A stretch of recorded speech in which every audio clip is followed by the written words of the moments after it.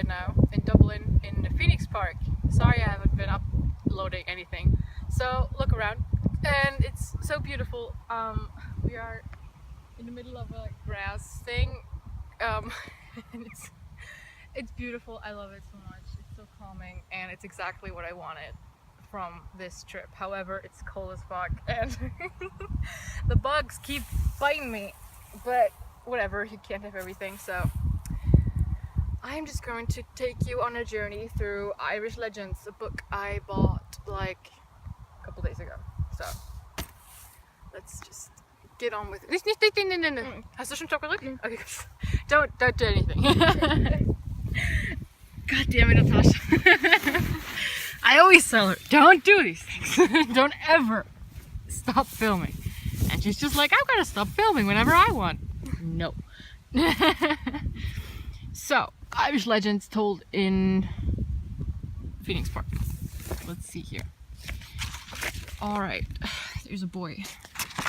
I've read like the first few pages and it seems really nice. So, I'm gonna talk about the story of Fionn and the Dragon. Fionn said goodbye to Finnegas and set off. The road to Tara was busy with people arriving for the great festival of Samhain. Fionn arrived in time for the feast, but there was no seat for him in the begetting hall. Who are you? The High King asked. I don't recognize you. Tell me your name. I am Fionn, the son of Cumhall, said the young man. There was silence in the great hall. All eyes were on Gol Mac Morna, the man who had killed Fionn's father Cumhall. The king spoke. You are the son of a friend, and you are welcome to my feast. He put Fionn next to his own son, and the feast began. During the feast, the High King spoke. For the past 9 years, Tara has been visited by an evil spirit. The spirit appears in the form of a fire-breathing dragon, which causes great damage. My magicians are powerless. Many warriors have tried to kill it, but all have failed. Is there anyone among you who will save Tara? The High King asked.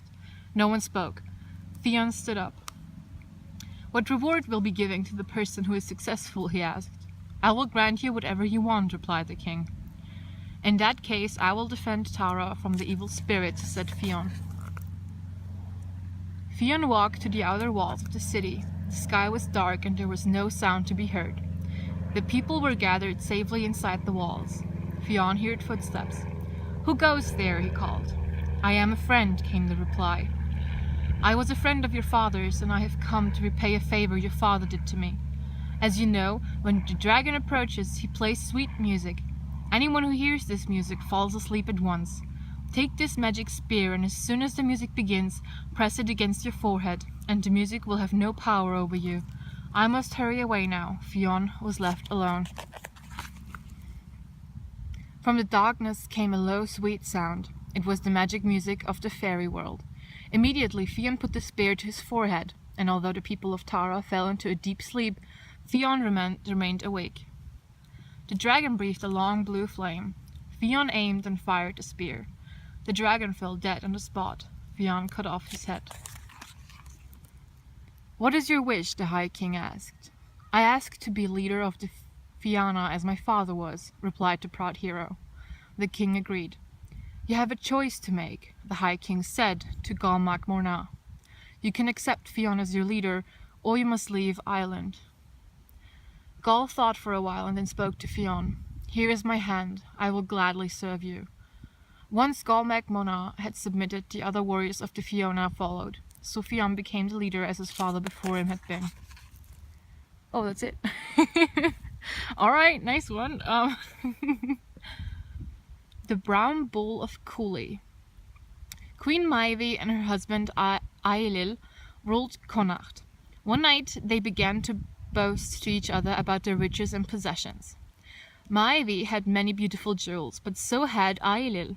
Ailill had fine clothes, but so had Maeve. On and on they went, comparing their chariots. Flocks of sheep, and great herds of cattle. Anything that was mentioned by one was soon matched by the other. Then Ailill remembered his white bull, Finnbernach. Maeve was silent because she had no bull in her herds like this one. Maeve sent for her druid immediately. Tell me, she demanded, where in Ireland will I find a bull as fine as Ailill's? The bull you're looking for is in Ulster, replied the wise man. He belongs to Dairy Mac Fiacha in Cooley. Maeve sent messages to Cooley at once to ask for the loan of the great bull for a year. In return, she promised Dairy a gift of 50 heifers. Dairy was delighted to help Maeve and ordered a feast to be prepared for the messengers before they returned to Connacht. During the feast, however, one of the messengers boasted that if Dairy had not given the bull willingly, they would have taken it by force. When Dairy heard this, he was furious. "Return to Connacht and tell your queen that she will not have my bull," he shouted as he sent the messengers on their way. Maeve was determined to capture the bull. She assembled a great army and marched to Ulster. It was winter time, and during the winter the army of Ulster lay in a deep sleep, under the spell of the sea witch. When Maeve's army arrived, there was only Cuchulainn and the boys of the Red Branch to defend Ulster. Cuchulainn made an agreement with Maeve that she would send one hero to fight him each day. Day after day the fight continued, and each day Cuchulainn won. One evening he called the boys of the Red Branch and asked them to defend Ulster. Then he lay down and fell into a deep sleep. Maeve decided this was the best time to attack. While the battle raged, she sent some of her men to capture the bull. Cuchulainn woke to find that most of the Red Branch boys had been killed. By now spring had returned and the spell of the sea witch lifted. The men of Ulster rushed to fight, but Queen Maeve retreated, driving the huge brown bull before her. When she arrived at the castle, she ordered that the bull be put into a pen to keep him safe. When Ailill's bull, Finnbenach, heard the brown bull bellowing, it charged. But the brown bull impaled Finnbenach on its horn, and the white bull was killed instantly. Then the bull turned, and raging and bellowing, it thundered home to Cooley. But no sooner had it arrived home than its heart burst, and it collapsed and died. So in the end, although a battle had been fought, neither Maeve nor Ailill was richer than the other. Wow. The Fairy Liars. One afternoon in early summer, Aithne and her brother Connor were playing in the field behind their house. Aithne was busy making daisy chains, and then she decided to pick some of the wildflowers that were growing in the field. Her favorite were the bluebells. "Don't pick the flowers from the fairy liars, Aithne, you will be sorry," Connor warned. Aithne ignored his warnings and continued to pick bluebells from the center of the liars. "There are so many growing here that the fairies couldn't possibly notice if a few were picked," she answered. The children returned home, and Aithne put the bluebells in a vase on the kitchen table. As soon as their mother heard that she had picked them from the liars, she rushed outside and put them on the window ledge. She knew that if the fairy people were angry, Aithne might be punished for interfering with the liars. And so she was. When Aithne lay down in bed that night, she jumped up screaming. Her bed was full of nettles. She tried to sleep in her parents' bed, but as soon as she lay down, it too was full of stinging nettles. She tried Connor's bed, but the same thing happened. "I'm sorry I ever went near the liars," she cried. Her parents went to visit a wise old woman who lived nearby to ask what they should do. "The fairies will not be easy to please," she said, "but if someone in your family could do a good deed for them, perhaps they might remove the nettles." The family thought and thought, but what could they possibly do for the fairy people? At last Connor had an idea. That night he crept out of the house and went to the liars. At midnight the lights twinkled in the liars, and he could hear soft, light music. Connor loved music, and he could play all sorts of tunes on his feed dog, Tin Whistle. He recognized some of these tunes and thought to himself that it was strange that the little people should have the same music as mortals. Cautiously he pulled back the bushes, and there in front of him were fairies and leprechauns dancing merrily. "The leprechaun has a whistle just like mine," he thought. When the music stopped, Connor moved forward. There was silence, then one of the leprechauns spoke angrily. "Your sister disturbed the liars, and now you have come to disturb our dance." "No, no," said Connor. "I have come to tell you how sorry she is. I promise that she will never do such a thing again. Please take the nettles from her bed and let her sleep." "Impossible," said the leprechaun. "Go away before we punish you too." He turned to the musician. "Let's start the music again." Connor stood outside the liars, feeling very sad.